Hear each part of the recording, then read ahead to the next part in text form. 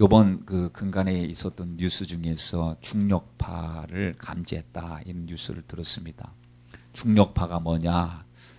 호수에다 돌을 던지면 물결이 이렇게 멀리 퍼져라 하고 멀리 쫙 퍼지는 것처럼 우주 공간에 어떤 파동을 일으키면 그 파동이 전달되는데 그게 우리가 중력, 떨어지는 힘, 끄는 힘이 중력인데 우주에도 끄는 힘이 있다는 것. 세상을 끄는 힘이 뭐냐? 말씀의 힘이 우주를 끌고 세상을 통제하고 있는 줄 우리는 믿습니다. 왜냐하면 하나님의 모든 말씀으로 만물이 만들어졌다라고 했기 때문에. 그래서 보면은 이게 참 놀라운 일이래요. 13억 왕년의 거리에서 시작했던 것이 지금 느낌을 받았는데 그 느끼는 시간이 0.15초랍니다. 13억 광년이라고 하는 것은요, 13억 빛의 속도로 13억을 달려와서 그게 느끼는 그 순간이 0.15초. 그걸 감지해낸다는 거죠. 인간 참 대단한 것인데 그걸 느끼면서 무슨 생각이냐면 하나님 말씀이 맞구나. 야, 하나님의 이게 과학이 발달되고 과학이 발견될수록 하나님 말씀이 맞다는 것을 깨닫습니다. 어떤 사람은 이걸 갖다가 보면서 인간은 아베마 이 단세포 동물에서 계속 진화해가지고 사람이 됐다고 이런 식으로 해석을 하지만 우리는 하나님 만드셨다. 하나님은 시간과 공간을 초월하시는 분. 그래서 이 중력파를 이용한다면 어떤 일이 생기느냐? 시간을 이동할 수도 있고, 과거로 갈 수도 있고, 미래도 갈 수 있고, 꿈속에서 있던 일들이 일어날 수 있다라고. 그 물론 이론적인 것이지만 그걸 보면 주님께서 하시는 일이 그 일이시거든요. 주님이 시간을, 공간을 주님께서 움직이셔서 일을 하시고, 어제를 없는 것을 있는 것 같이 부르시고, 또 주님께서 미래도 미리 말씀해 주셨고, 과거도 주님 우리 말씀을 통해서 깨닫게 해주시니 영원히 산다는 게 있는 거 혹시 아닌가? 주님께서 영원이라고 하는 개념을 우리의 그 짧은 머리로는 잘 이해가 되지 않는데, 과학이 발달될수록 이게 시간이 서로 공유가 되고 또 서로 이렇게 드나들 수 있는 그런 시간이 바로 주님이 말씀하신 그 전능하신 주님이 말씀으로 만드신 것이 바로 이것이구나. 우리는 과학을 발견할수록 하나님 말씀이 참이다라는 것을 더욱더 확정을 하게 된다는 사실입니다. 여러분, 하나님이 우리 만드셨습니다. 창세기의 말씀에 보면 하나님이 태초의 천지를 말씀으로 창조하셨다 했습니다. 이 믿어줘야 됩니다. 그리고 인간의 죄를 져서 인간의 존재가 원래 너무 존귀하고 하나님의 모양과 형상으로 만들어진 인간들이지만 죄 때문에 모든 걸 다 상실해버렸습니다. 그 다음부터 마귀의 종노릇을 하게 된 거죠.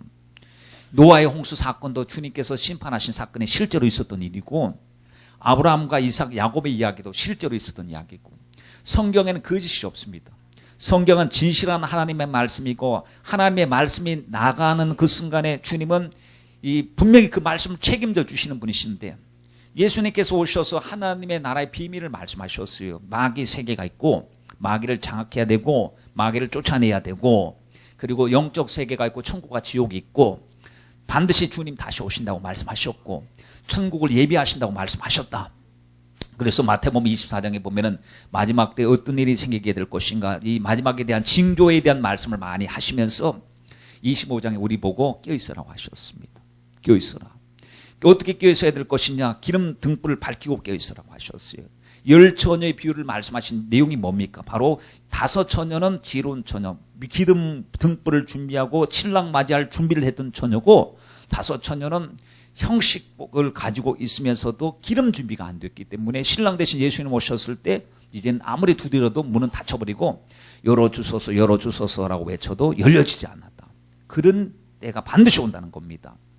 여러분, 예수님께서 그 달란트 비유를 말씀을 하실 때 달란트 비유의 내용이 뭐였죠? 분명히 우리에게는 하나님께서 각각에게 맞는 달란트 다 주셨다는 거예요. 지금 어떤 사람은 5달란트 받은 사람이 있을 것이고, 어떤 사람은 2달란트 혹은 1달란트 받은 사람이 있습니다. 근데 주님은 아시고 달란트를 그 분량에 맞게, 믿음의 분량에 맞게 주셨는데, 맡은 자에게 구할 것은 충성이라고 하셨습니다.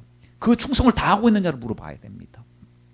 나는 다른 사람보다는 적은 달란트의 분량을 받았지만 나를 잘 아시는 주님이 그것을 맡겨주셨는데, 나는 주님께서 주신 걸 갖고 지금 원망하거나 사람 비교하거나 지금 낭망에 빠져서 일을 하는 것을 포기하고 있는 것은 혹시 아닌지, 아니면 주님 내게는 참 남보다도 적은 것이 있지만 그래도 나를 잘 아시는 주님이 가장 좋은 것을 주실 줄 믿습니다 하고 최선을 다하고 있는가? 최선을 다하지 않으면 주님께서 슬피 울며 이를 갈미 있는 곳에 한 달란트 받은 사람께서를 빼앗아서 더 많은 사람에게 주고 내쫓아버린다고 하셨거든요. 그러니 이걸 갖다가 우리를 약간 협박하듯이 말씀하신 게 아니고 반드시 있을 말씀을 하신 거예요. 양과 염소의 비유를 말씀하실 때도 갈라지고 분별되는 날이 반드시 온다라고 말씀을 했습니다. 여러분, 사도행전 1장에 보니까요, 이 제자들이 궁금한 거예요. 이스라엘을 회복하심이 이때입니까? 이렇게 물었어요. 아시죠? 이스라엘 회복할 때가 진짜 이때냐 그랬더니 주님의 답변이 뭔지 아십니까? 뭐라고 하셨어요? 그것은 너희의 알 바가 아니라고 하셨어요. 이거는 너희의 알 바가 아니다. 우리는 알고 싶은데 주님은 알 바가 아니래. 우리가 알 바가 뭐라고 하셨죠? 기도하는 거라고 하셨어요. 오직 성령이 너희에게 임하시면 너희가 권능을 받고 이제 복음의 증인이 되고 복음을 만나는 것이 너희 알 바고 너희의 관심거리인지, 하나님이 하신 일은 반드시 하나님께서 일을 잘하고 계시니까 우리가 해야 될 일은 오직 성령의 충만을 받고 주님의 심정을 이해하고 껴 있어야 될 줄 믿습니다. 여러분, 주님은 지금 또 말씀으로 우리에게 찾아오시는 거예요.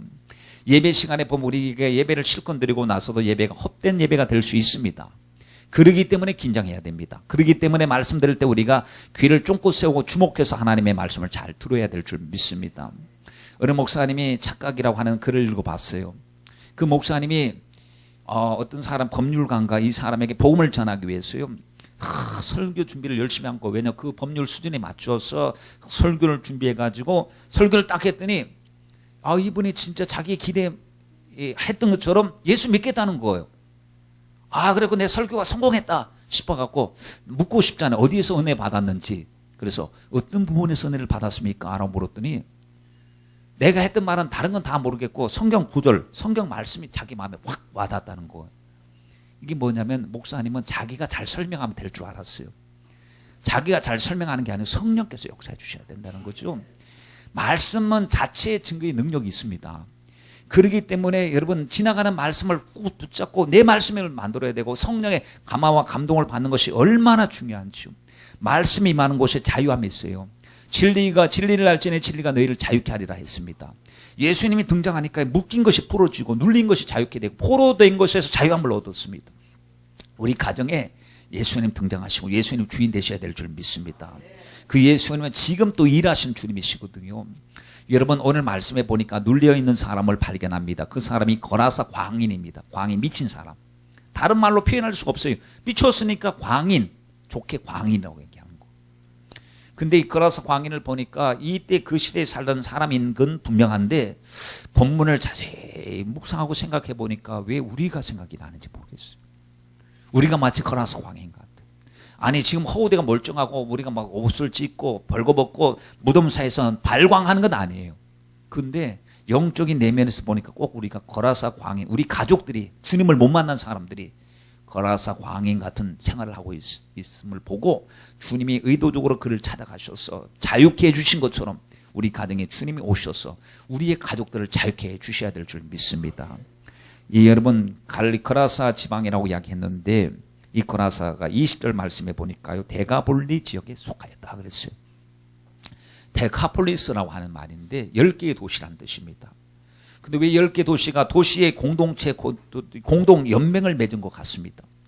그 당시에 그 헬라의 그 알렉산더 대왕이 나라를 정복하고 이 나라 저 나라 도시를 다 정복해가지고요, 자기 통치권 아래에 두었단 말이죠.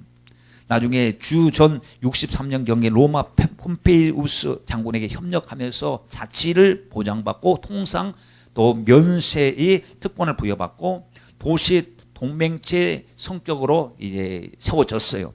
그러니까 헬라 지역의 문화가 많고 하나님의 말씀보다도 이방의 문화가 많은 곳이었어요. 거기에서 보니까 돼지를 2,000마리를 기르던 사람이 돼지가 갑자기 몰살하는 것을 봤다고 그랬죠. 유대인들은 돼지를 잘 좋아하지 않고 돼지를 기르지 않는답니다. 그러니 여기가 이방인이 가던 지역이구나 싶어요. 그런데 주님이 그 길을 의도적으로 찾아가신다는 거.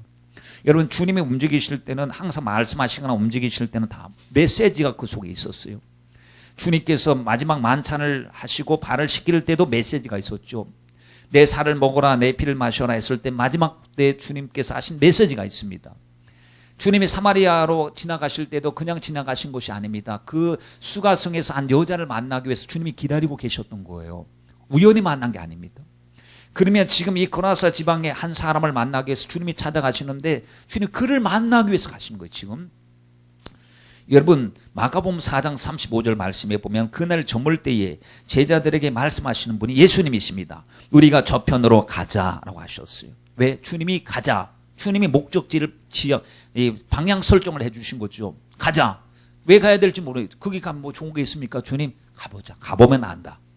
그리고는 밤이 맞도록 배 타고 갈 때 주님이 뭐 하셔? 피곤하시니까 주님이 쪽잠을 주무셨어요.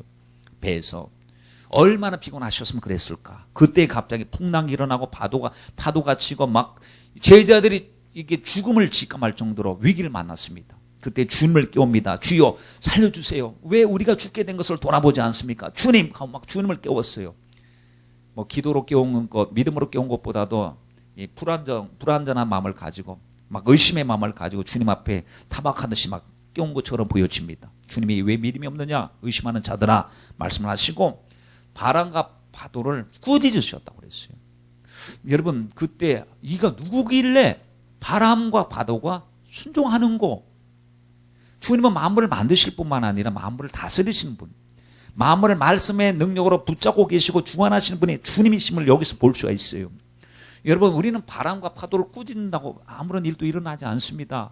폭풍우가 분다고 비가 오지 않았으면 좋겠다 아무런 소원을 가져도 우리가 꾸짖는다고 비가 멈추는 일은 없습니다. 물론 기도하면 하나님 응답하시기도 하지만 그런데 하나님이 주님이 만드신 분이 관리하시고 통제하시고 다스리시는구나 라는 사실을 분명히 알 수가 있죠. 그런데 꾸짖으셨다는 말씀의 그 내용을 보면서 꾸짖으셨어? 말씀만 하시면 되는데 왜 꾸짖었을까? 여러분 보통 우리가 길을 걸어가다가 미끄러져서 넘어졌어요. 그 바닥에 꾸짖는 거예요. 이놈 바다가 나를 감히 미끄러지게 만드느냐라고 타박하고 책망하면 지나가는 사람이 보고 이거 이상한 거 아니야? 자동차를 타고 가다 자동차 고장이 났어요. 자동차 막 꾸짖는 거야. 내가 얼마나 존귀한 사람인지 아냐? 네 왜 가다가 고장 났느냐? 라고 꾸짖으면 이상한 사람이 되잖아요. 근데 주님이 꾸짖으셨다는 말씀 우리가 한번 생각해 보면서 혹여나 배후에 악한 영들이 역사하고 있었던 것을 주님은 아시지 않았을까? 그 지역에 가면 그 지역이 복음으로 변화되고 하나님의 역사가 일어날 줄 귀신은 귀신처럼 알아보는 거예요. 그리고는 미리 주님이 계신 배를 뒤집어서 오지 못하게 하려고 했지만 주님이 잠드신 배를 바람과 파도가 어찌할 수가 없었던 겁니다. 여러분 욥기서의 말씀에 보니까요.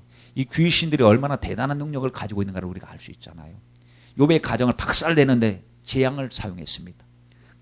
질병을 사용했고 그리고 천재지변으로 가족들이 몰살하게 되고 도둑이 일어나서 모든 재산을 약탈당하게 됩니다. 그런 것을 봤을 때 우리가 생각하는 이상으로 마귀는 엄청난 능력을 가지고 있어요. 그리고 죄짓게 만드는 능력이죠. 타락시키는 능력입니다.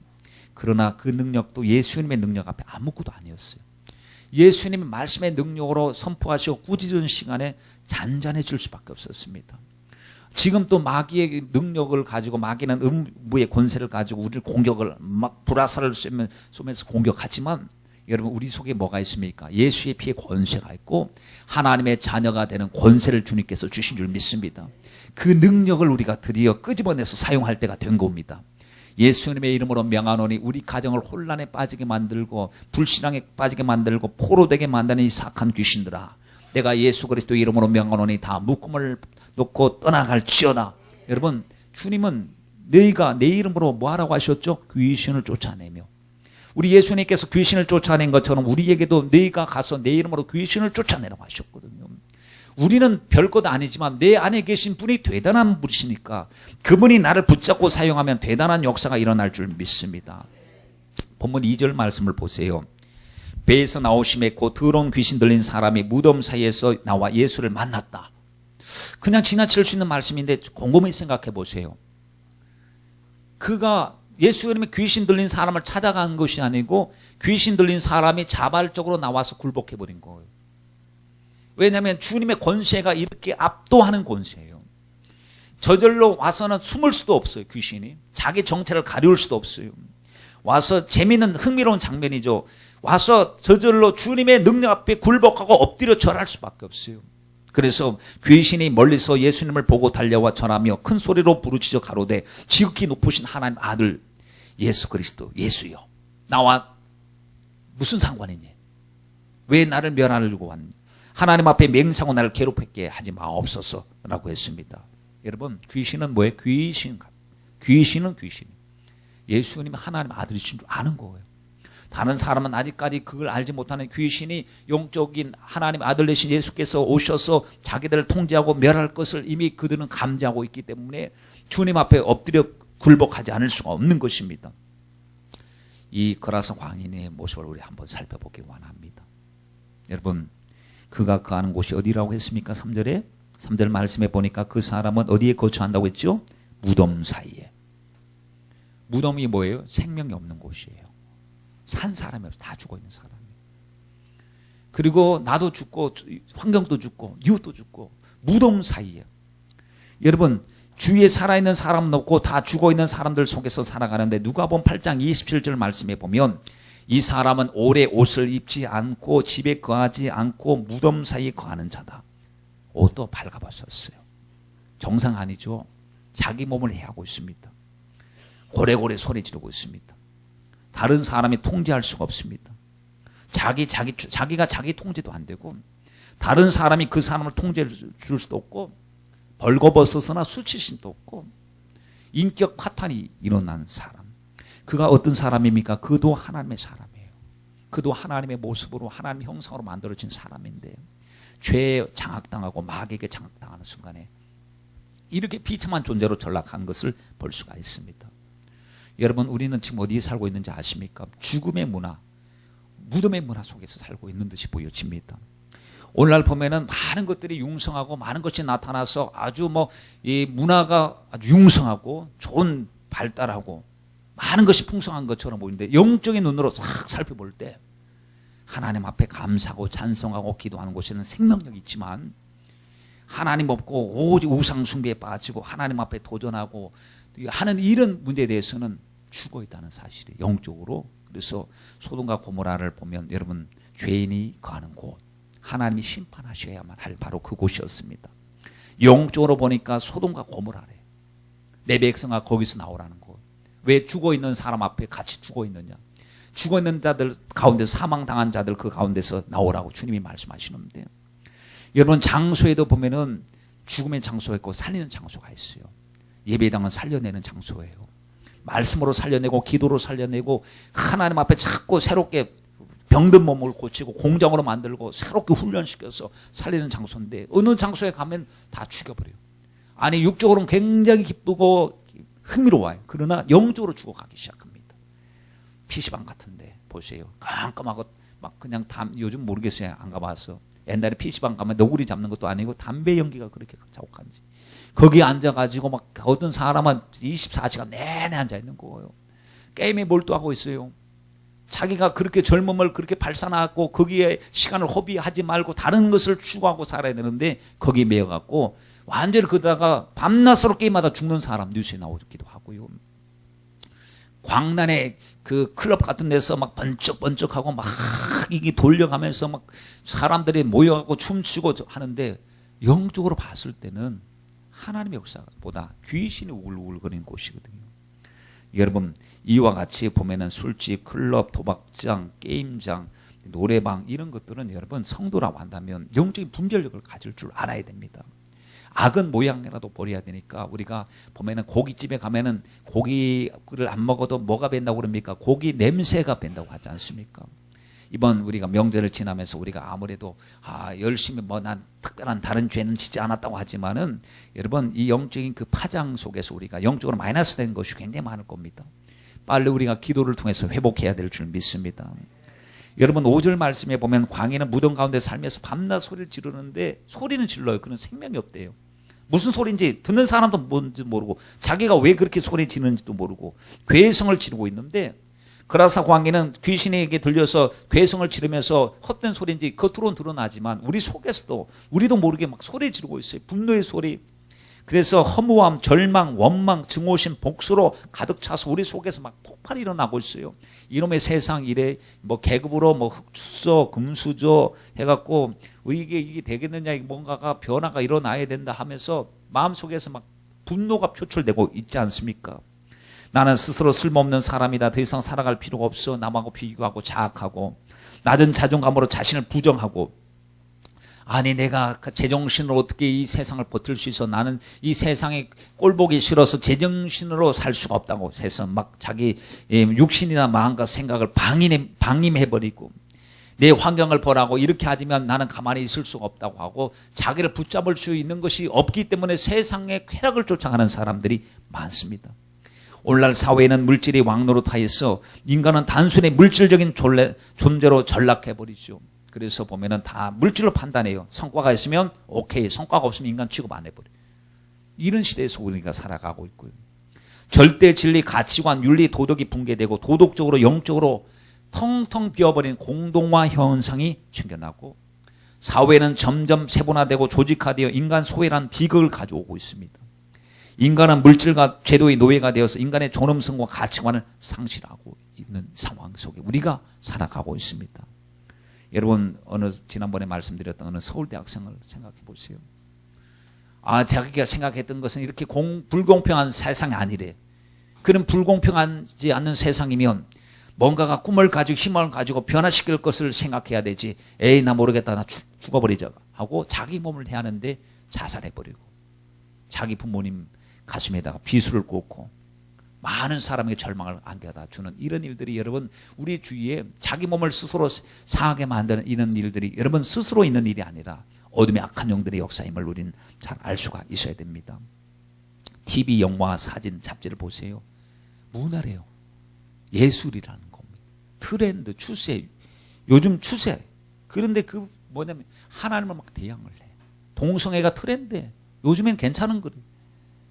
그리고 얼마 전에 국민일보에 보니까 국민일보 하단부에 광고가 나왔어요. 한국의 질병관리본부장님. 우리 에이즈가 지금 한국에 많이 있는데 에이즈 신자 중에서 에이즈가 왜 생겼는지 그 조사해 보셨습니까? 그래서 미국이나 일본이나 다른 나라에서 보면 에이즈가 있는데 에이즈는 동성연애를 통해서 많이 증가되고 있기 때문에 문제가 동성연애다라고 하는 것이 통계적으로 발표가 되었는데 왜 한국은 발표 안 합니까? 그 발표하십시오. 무슨 소수 인권을 보호하기 위해서 동성애를 갖다가 포용해주고 용납해주기 위해서 그런 식으로 하면 다른 사람들이 당하는 이 불이익이 얼마나 큰지 아셔야 되지 않느냐는 식으로 쭉 아주 많은 글씨를 써가지고 질병관리본부장님 해갖고 제발 좀 에이즈가 왜 이렇게 많이 감염되고 있는지 발표하라 하는데 그것도 인권이라는 차원에서 스무스하게 덮어버리고 말이죠. 여러분 명목은 참 좋습니다. 그래서 문화 유행이라고 하는데 타락한 문화입니다. 정말로 눈뜨고 볼 수 없고 수치스럽고 부끄러운데 부끄러운 것을 부끄러운 것으로 의식하지 못합니다. 노출이 심한 옷을 입는 건 보통이고 흥크러진 옷에다가 찢어진 옷에 이거는 뭐 요즘은 뭐 이 말을 하면 이상하죠. 오히려 패션쇼를 하는 거 여러분 이거는 어디까지 왔느냐. 이 패션이 옛날 동화책에서 봤어요. 벌거벗은 임금님. 임금님이 벌거벗은 옷 입고 다니는데 지식이 뛰어난 사람만 옷이 보인다 했잖아요.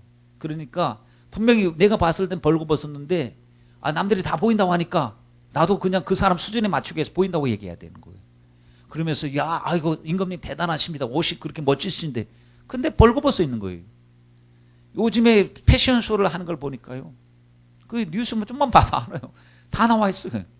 아니 왜 비닐 옷을 입고 다녀? 비닐 옷을. 근데 속옷을 입었냐? 속옷도 안 입었어. 남자가 여자가 간에 위에 속옷도 안 입었어.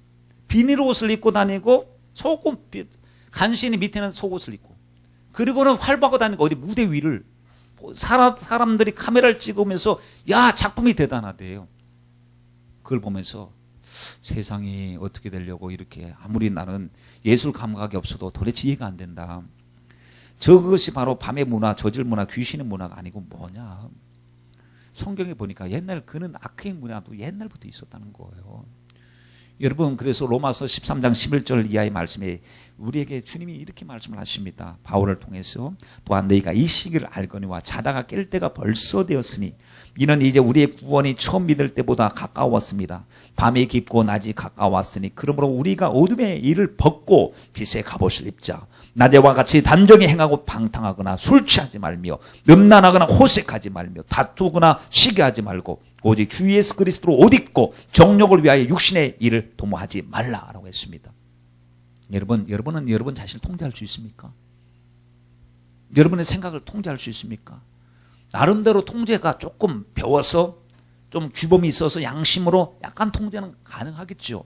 그러나 내 영혼을 통제할 수가 없어요. 그래서 성령께서 오셔서 주님의 능력으로 나를 붙잡아 주셔야 되고 내 생각을 지켜주셔야 될 줄 믿습니다. 한번 보세요. 3절 후반부에 보니까 뭐라고 이야기를 했느냐 하면 이제는 아무나 쇠사슬로도 맬 수가 없다는 거예요. 묶어놨는데 처음에는 묶여있는 줄 알았는데 풀어내는 거 자꾸. 쇠사슬로 고랑으로 묶어도 다 끊어버리는 거예요. 왜? 귀신이 들려서 이게 제압이 되지 않습니다. 여러분, 사람은 동물과 다른 것이 있죠. 동물은 본능만 추구합니다. 생각하자 본능. 그런데 사람 본능보다도 이성 가지고 절제하는 거예요. 그게 다른 점이거든요.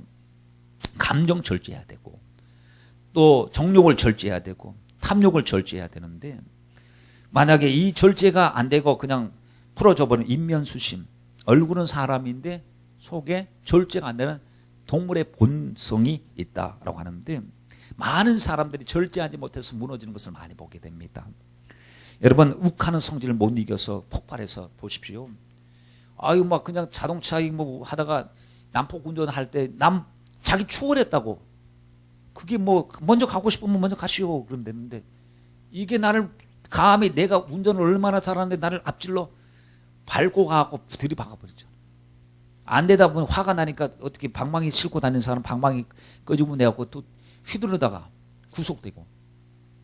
이것이 여러분 우리 속에 이게 본능이라고 하는 게 악성, 독성, 죄성이 있는데 여러분 하나님이 나를 통제해 주시지 않으면 안 된다는 사실을 알 수 있어요.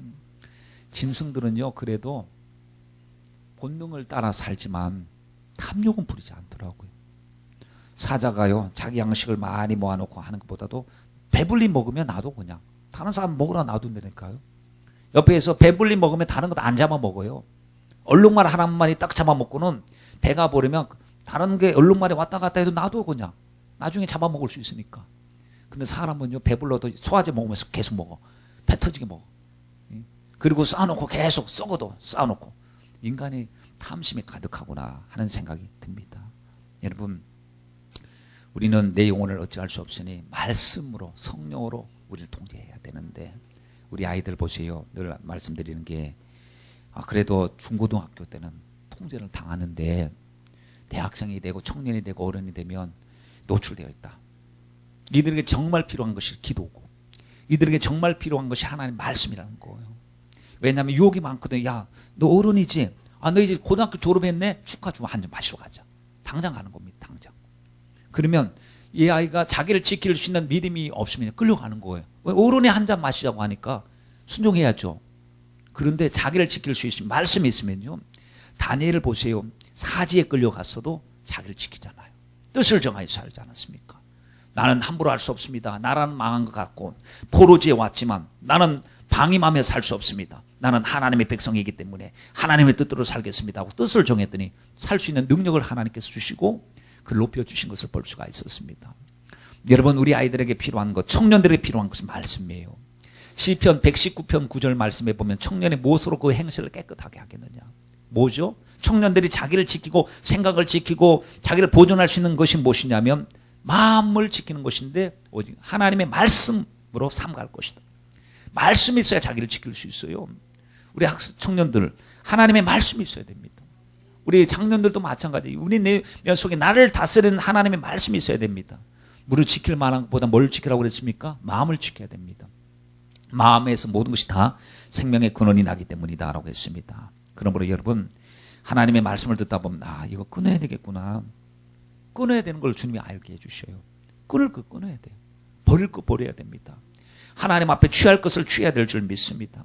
내가 나를 절제하지 못하고 건강을 잃고 시간을 잃고 순결을 잃고 신앙을 잃는 경우가 얼마나 많은지요. 여러분 잠언서 25장 28절 말씀에 보면 자기의 마음을 제어하지 아니하는 자, 자기 마음을 통제하지 않는 자는 다 무너졌다는 거예요. 성읍이 무너지고 성벽이 없는 것 같아요. 뭐예요? 그러니까 다 나를 보호할 것이 아무것도 없이 마음으로 하나님의 말씀이 없고 마음이 제어되지 않으면 남이 와서 노력질을 해도 그대로 당할 수밖에 없어요. 성령의 은사 갈라디아서 5장 22절에서 23절 말씀에 보면 성령 은사가 나오죠. 9가지 은사. 마지막 은사가 뭔지 아세요? 충성과 온유와 절제라고 그랬어요. 마지막 은사가 절제래요. 성령께서는 절제케 해주시는 거예요. 너 그거 하고 싶지? 예. 그런데 안 돼. 마귀에게 빌미를 제공하지 마라. 악은 모양이라도 버려야 된다. 주님, 다른 사람이 다 그걸 쫓아가는데요. 그래, 다른 사람이 가는 큰 길을 가지 말고 주님 가신 좁은 길로 걸어가라. 여러분, 가라사 광인을 보니까 무덤 사이에 거하고 자해하고 자살률을 증가하고 벌거벗고 소리 지르고 광란하고 통제가 되지 않는 그 모습. 그때 이 사람들이 하려고 했던 일이 뭐냐면 그 사람 어떻게 다루느냐 묶어놓는 거예요. 그냥. 지금 또 주범으로 묶어놓고 제도로 묶어놓고 법으로 묶어놓고 죄인을 아무리 묶어놓으면 속을 변화시키지 않으면 묶어놓는다고. 여러분 교도소에 묶어놔 보세요. 나와서 재범하죠. 더 악한 사람이 되죠. 그런데 보면은 소망 교도소 같이 복음으로 말씀으로 하는데 재범률이 사라진다는 거예요. 그 속에 복음을 집어넣고 예수를 만나게 했더니 정말 사람이 달라지는데, 진짜 사람을 변화시키는 것은요 억압하는 정책이 아니고 심령 속 예수를 만나게 해주시는 것이 최고의 축복인 줄 믿습니다.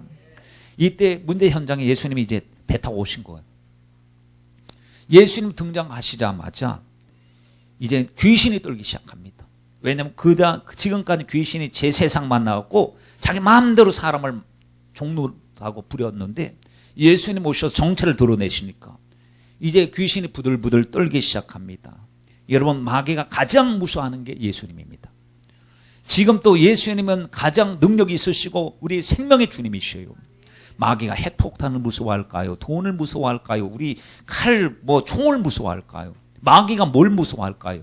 여러분, 마귀는 다른 것 아무것도 무서워하지 않습니다. 우리가 공갈 협박친다고 무서워하지 않습니다. 그러나 성도가 기도하며 무서워하고 성도가 예수님의 이름으로 기도할 때 여러분 마귀는 무서워할 줄 믿습니다. 여러분 보십시오. 7절 말씀에 큰 소리로 부르짖어 가로되 지극히 높으신 하나님의 아들 예수여 나와 당신과 무슨 상관이 있나이까? 라고 했습니다. 그러면서 하나님 앞에 맹세하고 자기 괴롭히지 말래요. 예수님 등장한 것 자체로만 마귀는 지금 궁지에 몰려있는 거예요. 여러분, 우리 가정 예수님이 등장하시도록 기도하세요. 예배를 드리시고 예배를 회복하세요. 그러면 어둠의 세력이 지금 안 되던 것이 결박이 풀어지고 눌렸던 것이 자유함을 얻게 될 줄 믿습니다. 왜 마귀가 누르고 있는 것을 모르시냐 이 얘기죠. 영적으로 분별하셔야 되는데 내가 왜 예배에 실패하고 기도에 실패하고 하나님 앞에 충성에 실패하고 있는지 여러분 스스로 나 우울했어요. 나 지금 힘들었어요. 나 피곤했어요. 나 상처받았어요. 그것이 문제가 아닙니다. 내면 속에 이면 속에 누르고 있는 악한 영들이 있음을 우리가 알아야 될 줄 믿습니다. 이 귀신이 예수님 앞에 부들부들 떠는 이유가 있어요. 8절 말씀에 나와요. 8절에 뭐라고 그랬냐면 예수님이 등장하시자마자 대화도 안 하시고 선포하신 말씀이 있으셨어요. 귀신아 그 사람에서 나와라. 주님이 그 사람을 보는 순간에 귀신아 그 사람에서 나오라고 하셨어요. 여러분, 마귀와 타협하지 마세요. 마귀는 대화의 상대가 아닙니다. 마귀는 쫓아내야 됩니다. 근데 주님은 우리를 대화의 상대로 여기셔요. 우리 영혼을 너무나 존귀하게 여기시는 마귀는, 주님께서 보십시오. 에덴 동산에서도 마귀와 대화하셨나요? 아담아 내가 어디 있느냐, 하와에 내가 어떻게 하였느냐 라고 하셨지만 마귀에게는 너는 평생토록 흙을 먹고 저주를 받게 될 것이고 내 여자의 후손이 내 머리를 박살내게 될 것이다 라고 일방적으로 선포하셨지. 주님이 마귀와 대화, 여러분 대화는 대화가 통하는 사람하고 대화해야죠. 우리는 주님과 대화하고 마귀에게 여러분 속아 넘어가지 마시길 바랍니다. 귀신을 분별하고 나서는 쫓아내야 됩니다. 쫓아낼 때 9절 말씀에 보니까 주님이 물으십니다. 내 이름이 뭐냐? 귀신의 이름을 물으셨어요. 내 이름이 뭐냐? 왜냐하면 여러분 지피지기면 백전백정이라고 정의 정체를 드러내야 됩니다. 내 이름이 뭐냐? 딱 했더니 군대입니다. 그랬어요. 군대라고 하는 말이 헬라어로 레기온이란 말입니다. 레기온. 이 레기온이라고 하는 말은 로마의 군대 편대를 말하는데 군인이 6천 명이 모여있는 집단을 일컬어서 말할 때 레기온이라는 말을 씁니다. 그러니 군대입니다 하는 뭐 소대, 중대, 분대 이런 군대가 아니라 군단처럼 6천 명이나 되는 군대. 근데 나중에 귀신아 나가라 그랬더니 귀신이 나가는데 돼지떼 속에 들어가 돼지가 몇 마리 죽었죠? 2천 마리 이상이 죽었어요. 그러니까 한 마리에 하나씩만 들어가도 2천 개 귀신이 있었다는 거예요, 지금. 그러니까 아니 한 사람 속에 2천의 악한 귀신이 있었다고 생각해 보세요. 그러니까 이 사람이 제정신이 아닌 거죠, 지금. 여러분, 교만 귀신, 정욕 귀신, 음란 귀신, 시기 귀신, 방황케 하는 귀신, 반항하게 하는 것, 방황하게 하는 것도요, 악한 영의 역사예요. 절망에 빠지게 만들고, 안일 귀신, 원망 귀신, 괜히 자꾸 사람만 원망해. 물질 귀신, 열등감 귀신, 운명 귀신, 때를 지어서 이 사람의 인격, 지정의를 정확하니까 이 사람이 자기 정신이 아니에요. 맨날 영향을 받고 눌리고 사로잡히는 거예요. 이상하게 오늘 기도하기 싫네. 우울해져 마음이. 그냥 혼자 있고 싶어. 성령의 역사입니까? 주님은 빨리 나가서 누르고 있는 거 쫓아내라. 주님이 말씀하시는데 절망에 빠지니까 난 소망이 없어. 절망스러워. 이불만 뒤집어 쓰고 누워있는 거예요, 그냥. 그때 빨리 주님 앞에 나와야 됩니다. 안일 귀신에 빠졌으면요, 게으름에 빠져가지고 속으로는 기도해야 되는데 알긴 알아요. 기도가 안 돼. 악한 영들이 자꾸 누르고 있는 거예요. 완전히 장악하지 않는다 하더라도 여러분 눌림 받으면 안 될 줄 믿습니다. 정욕의 귀신이 발달하면 자꾸 정욕적인 것만 보고 듣고 찾아서 죄 지으려고 돌아다니고 말이죠. 여러분 고독 귀신의 발달이 역사하면은 난 고독스러워하고 고독을 즐기는 남자다 그러고 술 마시고 혼자서 앉아가지고 있는 것보다 이런 거 있을 때 주님의 전으로 나와서 하나님 앞에 기도하면 주께서 평강을 주시고 매인 거 눌린 거 포로된 것에서 자유를 허락해 주실 줄 믿습니다. 주님이 이 귀신아 거기서 나오라고 하실 때 귀신이 자기 처지를 이제 알았어요. 큰일 났구나. 이 지역에서 떠나지 말게 해달라고 부탁을 드려요. 일단은. 근데 주님이 그 부탁을 들어줍니까? 왜냐하면 그 지역을 지금 장악하고 있으니까. 성경 말씀에 자세히 보니까 뭐라고 그럽니까? 이 지방에서 내보내지 말라는 거고. 왜 그 지방에 자기가 지금까지 토세 부리고 있는 지방이니까. 자기가 그 지방을 자기 마귀화시키고 우상화시키는데 얼마나 많은 시간을 투자하고 사람을 얕잡아보고 장악했는지 거기에서 나가면 안 되니까 제발 이 지방에서 나가지 말게 해달라. 심지어는 돼지떼 속에 지방에 떠나가기 싫어서 돼지떼 속에 들어간다는 거예요. 그때 주님이 보세요. 그래 들어가래요. 돼지떼 속에는. 주님은 돼지보다 사람이 더 중요하니까. 한 영혼을 구원하기 위해서 2,000마리 돼지떼를 희생시켜서라도 하나님은 영혼을 구원하기를 원하셔요. 주님은 영혼을 천하보다 더 귀하게 여기신다고 하셨어요. 여러분 그렇습니다. 사람들은 봤을 때 2,000마리 돼지떼면 한 마리당 50만 원, 10만 원 계산해도 엄청나잖아요. 그렇죠? 그런데 주님은 그 돈하고 영혼하고 맞바꿀 수가 없다는 거예요.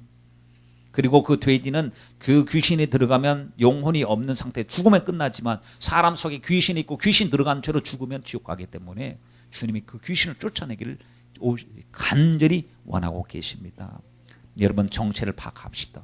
우리 가정에 누르고 있는 악한 영들의 정체를 파악하셔야 돼요. 내 마음속에 우울함이 있을 때 우울함을 즐기지 마세요. 주님의 평강을 달라고 하나님 앞에 나와서 찬양드리고 기도하고 주님께 맡기시길 바랍니다. 여러분 정체를 파악하려면 내 생각으로 절대 못 파악하니 기도하시고 말씀을 자꾸 들으면서 분별하셔서 우리 속에 내가 과거 때부터 어렸을 때부터 이렇게 살아왔으니까 내 스타일이라고 생각해 왔지만 스타일이 아니라 어릴 적부터 누르고 있었던 거예요. 어릴 적부터 우울하게 만들었던 거예요. 그러므로 여러분 주님의 이름으로 다 쫓아내시길 바랍니다. 귀신이 나갑니다. 귀 돼지떼 속에 들어갔어요. 그랬더니 사람이 변하고 아니 이 사람이 통제해갖고는 안 될 사람인데 귀신이 나가니까 사람이 멀쩡해져. 성경을 보세요. 15절에 예수께 이르러 그 귀신 들렸던 자 곧 군대에 집혔던 자가 옷을 입고 아까는 벌거벗었다고 그랬는데 이제 옷을 입고 아까는 혼미함에 빠져서 무슨 소리 모르고 괴성을 지르고 돌아다녔는데 이제 온전하게 이제 정신이 온전하여 아까는 막 되게 산과 들로 돌아다니면서 막 발광을 하고 다녔는데 가만히 앉아있는 거예요. 왜 그러냐? 왜 이런 갑작스러운 사건이 일어났냐? 그를 장악했던 악한 것이 떠나는 순간에 본래 모습으로 돌아온 것입니다. 아, 그렇구나. 하나님, 우리 속에 눌리고 있는 것이 떠나는 순간에 문제가 저절로 해결될 줄 믿습니다. 쇠고랑 쇠사슬, 어떤 꾸중, 어떤 협박, 어떤 제도도 이 난폭한 광란의 사람을 제어할 수가 없었는데 복음이 그를 완전히 장악하는 순간에 주님, 새 사람이 되었습니다. 주님, 우리 가족 새 사람 만들어주세요. 나도 새 사람답게 살게 해주세요. 내 이웃에 하나님 거라사 광인처럼 눌려있는 그 피폐된 영혼을 주여 살려주시옵소서. 주님이 목적을 가지고 찾아가셔서 그 영혼을 위해서 귀신을 쫓아주신 것처럼 우리도 알고 있는 사람, 매 있는 사람 하나님 기도하고 주님의 심정을 가지고 쫓아가서 그 귀신을 쫓아내게 하시고 그 사람이 온전해지게 하여 주시옵소서. 여러분, 돼지떼 주인들을 보세요. 그 돼지떼 주인들은 그 하나님을 모르는 보통 사람들의 그 전형을 그대로 보여주고 있어요. 주님이 일을 일으켜 주셨는데 귀신이 나고 사람 온전해졌으면 당신 누구죠? 어떻게 이런 일이 있습니까? 우리는 돼지떼 치는 데만 관심이 있었는데, 육적인 데만 관심이 있었는데 진짜 영적 세계에 있나요? 진짜 귀신이 있었던 거예요? 진짜 그러면 우리가 어떻게 해야 됩니까? 하고 영적인 사건이 일어날 때 영적인 사건을 직접 보았던 그들이 주님 앞에 무릎을 꿇고 하나님을 말씀을 듣고 사모함이 있어야 되는데 빨리 가라고. 당신 때문에 우리가 재산 손해가 엄청나게 났다고. 뭐 이건 증거가 없으니까 이건 뭐 물릴 수도 없고 보상을 받을 수도 없고 빨리 가라고. 쫓아버렸다는 거. 여러분, 주님이 그들 지역에 오셨는데 그분을 영접하지 않고 쫓아내는 이 모습. 여러분, 물질 중심의 사람은 물질 때문에 예수님을 쫓아내는 이런 일들을 지금 하고 있다는 사실입니다. 여러분, 기적의 주인공 된 그가 너무 감격스러워서 주님 붙잡고, 주님, 저 주님하고 따라가면 안 될까요? 저도 저 사람들처럼 주님 곁에서 보좌하고 가면 안 될까요? 주님이 하시는 말씀이 아니다. 너는 너의 사명이 있다. 친족에 가서 너 알잖아. 너 가족들 너 포기했잖아. 너 동네 사람 너 포기했잖아. 너 지금 몰골이 어떤 거 다 알고 있지? 예, 알고 있죠. 제가 귀신 들려갖고 막 통제가 되지 않는 것 그 사람 너무나 잘 알고 있어. 너 온전한 모습을 보여라. 온전한 모습 보이면 그들 속에서 너 어떻게 이런 일이 일어났느냐? 나 예수 만났습니다. 내 예수님께서 치료해 주셨습니다. 내 속에는 어둠이 다 사라졌습니다. 귀신이 떠나는 순간에 나 온전해졌습니다. 복음 전하라고 했습니다. 여러분, 우리도 이런 역사를 이루어 가야 될 줄 믿습니다. 여러분, 주님 보세요. 주님이 왜 거라사 지방으로 오셨다고 했죠? 이 사람 만나기 위해서. 주님 만나고 나니까 주님께서 관광 차면은 이 사람 문제 해결하고 다른 곳으로 또 뭐 데카폴리스라고 하는 곳에 돌아다니면서 문화도 구경하고 먹거리도 보고 이렇게 해야 되는데 주님은 바로 배 타고 가버리셨어요. 18절. 예수께서 배에 이제 올라가시는 거예요. 만남의 시간이 짧은 시간이지만 주님은 이 사람 만나서 자유함을 주고는 배 타고 다시 다른 곳으로 전도하기 위해서 가시는데, 여러분, 혹여나 우리가 눌려있는 이 모습이 우리 가족은 아닌가 생각해 봐야 됩니다. 나 자신은 지금 어떤 부분에서 눌리고 있는가를 생각해 봐야 되고, 혹여나 주님 보실 때 나는 아직까지 사망의 무덤 사이에서 가고 있는 것은 아닌가 생각해 봐야 되고, 그리고 주여 우리에게도 예수의 권세를 주셔서 귀신을 쫓아내게 하옵소서. 그래서 우리를 보내신 곳에 예수의 생명의 역사가 일어나게 해달라고 우리도 예수의 증인으로서 이 시대를 살아가는 저와 여러분이 되시길 부탁드리겠습니다.